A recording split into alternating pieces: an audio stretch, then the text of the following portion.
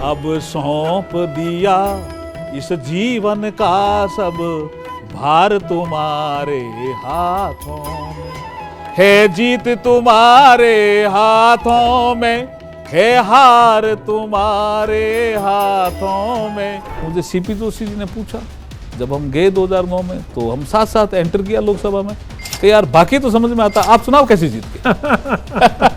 पायो जी मैंने राम रतन धन पायो। 2009 में सीधी टिकट मिली। हाँ। और सीधा ही चुनाव जीत गए। हाँ।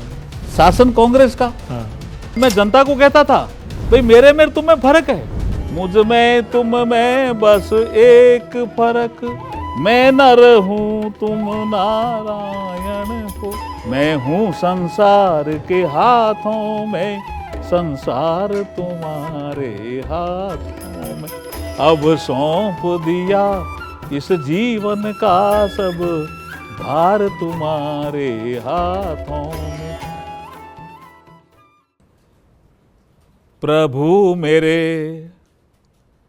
अवगुण चित न धरो, हो प्रभु मेरे अवगुण चित न धरो, एक लोहा पूजा में राखत, एक घर बधिक परो, हो प्रभु जी एक घर बधिक परो। सो दुविधा पा रस नहीं जानत, कंचन करत खरो, हो प्रभु मेरे अवगुण चित न धरो, हो प्रभु मेरे अवगुण चित न धरो, हो प्रभु मेरे अवगुण चित न धरो। ये सूरदास जी। मीरा की भी 2 लाइन सुनाओ। मीरा, मैं मीरा को माँ के समान मानता हूँ। मैं हिंदी साहित्य का भी विद्यार्थी रहा, बहुत पढ़ा मीरा को मैंने, और ऐसे ही पूजता हूँ मीरा को। क्या बात है। इसलिए मीरा का एक जो भजन है जिसको मैंने कई प्लेटफॉर्म पे गाया है, समर्पण में मेरे ख्याल मीरा से सब नीचे हैं। सब नीचे हैं, और वो भक्ति की शिरोमणि भी है। तो एक भजन जिसको मैंने कई जगह गाया, उसमें मैंने जब ये कहा कि यहाँ मीरा राम धन की परिभाषा देती है, बहुत लोगों ने पसंद किया। ऐसा नहीं है, बड़ी बड़े मंचों से गाया मैंने उसको। राम धन की परिभाषा किसी ने नहीं दी। कैसा होता है राम धन, वो मीरा नहीं दी। ये हमारा एक देसी राग है बीकानेर का, उस पे है। पायो जी मैंने राम रतन धन पायो। तो वो सवेली पूछती है कैसा धन है मीरा, क्या मिला? खर्चा नहीं खूटे इन्हें, चोर नहीं लूटे रे, खर्चा नहीं खूटे इन्हें, चोर नहीं लूटे रे, ओ तो दिन दिन बढ़त सवाय, पायो जी मैंने राम रतन धन पायो। ये मैंने कोई 2-3 हजार बार गाया होगा। जब भी गाता हूं आनंद आता है। आनंद आता है।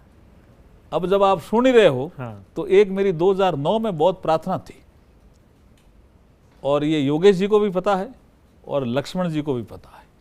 उस प्रार्थना ने मुझे जीताने में भी मदद की है। अच्छा। इसलिए उसकी 2 लाइनें जरूर जरूर। क्योंकि लोग कहते थे पता नहीं ये तो कलेक्टर रहा वो आदमी, पता नहीं हमारे से मिलेगा कि नहीं मिलेगा। तो मैं कहता भी मैं तो बड़ी कुर्सी छोड़ के आ गया ना भाई। और 5 साल पहले आ गया। हाँ, 5 साल पहले आ गए। तो मैं उनको जो प्रार्थना करता था जनता को, इस प्रार्थना के माध्यम से, ये हमारा हर मीटिंग का लास्ट में प्रार्थना होती ही होती थी। और मुझे 3 महीने टाइम मिले थे 2009 में। सारे गांवों में मैं गया, कोई गांव ऐसा नहीं था जहां नहीं गया, शहर कोई ऐसा नहीं था जहां मैं नहीं गया। और हर जगह ये प्रार्थना थी। क्या बात। और इस प्रार्थना के भाव थे, अब सौंप दिया इस जीवन का सब भार तुम्हारे हाथों में, है जीत तुम्हारे हाथों में, है हार तुम्हारे हाथों में, अब सौंप दिया इस जीवन का सब भार तुम्हारे हाथों में।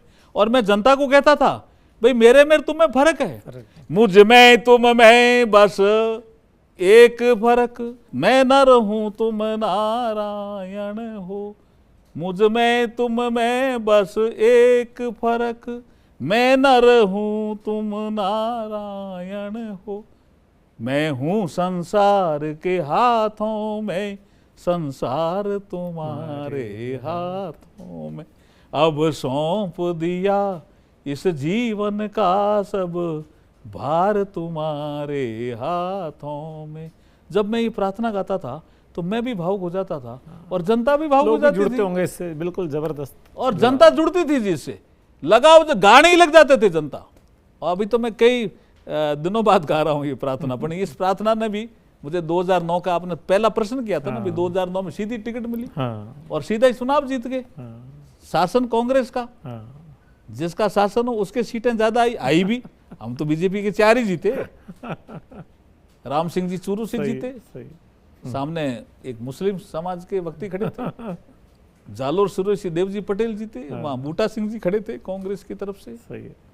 बूटा सिंह जी, और वसुंधरा जी का एक लड़के दुष्यंत जी जीते, और एक बीकानेर से मैं जीता। तो मुझे सीपी जोशी जी ने पूछा जब हम गए 2009 में, तो हम साथ साथ एंटर किया लोकसभा में, कि यार बाकी तो समझ में आता, आप चुनाव कैसे जीत गए? मैंने कहा प्रार्थना से जीत गया। बोले यार कौन सी प्रार्थना है? तो वहां भी मैंने उनको गा के सुनाई। तो प्रभु की भी प्रार्थना थी, वोटर की भी प्रार्थना थी, सब था इसमें, इंक्लूसिव था। बहुत बहुत शुक्रिया। Thank you. Thank you. Thank you.